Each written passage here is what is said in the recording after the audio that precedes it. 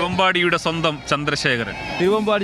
തിരുവമ്പാടി ദേവസ്വത്തിന് ഒന്നിലധികം ആനകളുണ്ട്. തിരുവമ്പാടി ചന്ദ്രശേഖരനാണ് അവരിലെ വമ്പൻ എന്ന് വേണമെങ്കിൽ പറയാം. തലയെടുപ്പും ആകാരവടിവും കൊണ്ട് തന്നെ തിരുവമ്പാടി ചന്ദ്രശേഖരൻ ഇതോടൊപ്പം തന്നെ പ്രസിദ്ധനാണ്. കേരളത്തിലെ പല ഉത്സവങ്ങളിലും ഇടംപേറ്റാൻ വലിയ തിരക്ക് അല്ലെങ്കിൽ അതിനെ ക്ഷണിക്കാൻ വലിയ തിരക്ക് തിരുവമ്പാടിക്ക് എപ്പോഴുമുണ്ട്. ആന പലപ്പോഴും തിരുവമ്പാടിയിൽ ഉണ്ടാവാറില്ല എന്നുള്ളതാണ് ഒരു പ്രധാനപ്പെട്ട കാര്യം. കാരണം മറ്റു ഉത്സവങ്ങളിൽ പങ്കെടുത്ത് ആന പിന്നീട് നമുക്ക് ഈ തിരുവമ്പാടി ചന്ദ്രശേഖരനെ ഉത്സവ സീസൺ കഴിഞ്ഞാൽ പിന്നെ കാണാൻ പറ്റുന്നത് അതല്ലാത്ത സമയത്ത് ഈ തൃശ്ശൂർ പൂരത്തിലാണ്.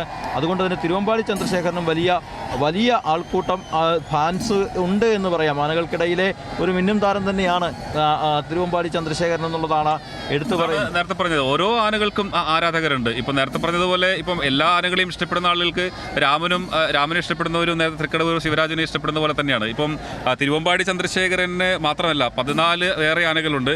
നേരത്തെ നമ്മൾ പാറമേക്കാവിൻ്റെ തൃക്കടവൂർ ശിവരാജുവിനൊപ്പമുള്ള ആനകളെ കുറിച്ച് പറഞ്ഞിരുന്നു. ഇപ്പം തിരുവമ്പാടിക്കൊപ്പം ഉള്ളത് തിരുവമ്പാടി ചന്ദ്രശേഖരൻ കഴിഞ്ഞാൽ പിന്നെ വരാൻ പോകുന്നത് തിരുവമ്പാടി കണ്ണനാണ്. പിന്നെ കുട്ടൻകുളങ്ങര അർജുനൻ, ഗുരുവായൂർ രാജശേഖരൻ, വേലുപ്പറമ്പിൽ അനന്തൻ, അതിന് ഊട്ടോളി അനന്തൻ എന്ന് പറയുന്നത്, പുതുപ്പള്ളി സാധു, നന്ദിലത്ത് ഗോപാലകൃഷ്ണൻ, പാമ്പാടി സുന്ദരൻ, പാറന്നൂർ നന്ദൻ, ഗുരുവായൂർ സിദ്ധാർത്ഥൻ, ഊട്ടോളി രാമനൊക്കെ ഒരുപാട് ആരാധകരുള്ള ഒരു ആനയാണ് ഊട്ടോളി രാമൻ. ചെറുപ്പുളശ്ശേരി മണികണ്ഠൻ, മച്ചാട് ധർമ്മൻ, മച്ചാട് ഗോപാലൻ, അതുപോലെ വേമ്പനാട് അർജുനൻ, അങ്ങനെ 15 ആനകൾ തിരുവമ്പാടിക്ക് വേണ്ടി ഇപ്പോൾ പുറത്തേക്ക് വരുന്നു. അതിൽ തിടമ്പേറ്റി തിരുവമ്പാടി ചന്ദ്രശേഖരൻ തന്നെ, അവരുടെ സ്വന്തം തിരുവമ്പാടി ചന്ദ്രശേഖരൻ നിൽക്കുന്നു. അപ്പോഴത്തേനും ഈ ആനകളെല്ലാം തിരുവമ്പാടിയുടെ 15 ആനകളും പുറത്തേക്ക് വരുന്നതോടുകൂടി തന്നെ പാറമേക്കാവും തിരിച്ച് ഇവിടെ തെക്കേ ഗോപുരത്തിന് അഭിമുഖമായി നിൽക്കും. പിന്നീട് നമ്മൾ നേരത്തെ പറയുന്നത് പോലെ കുടമാറ്റം തന്നെയാണ്.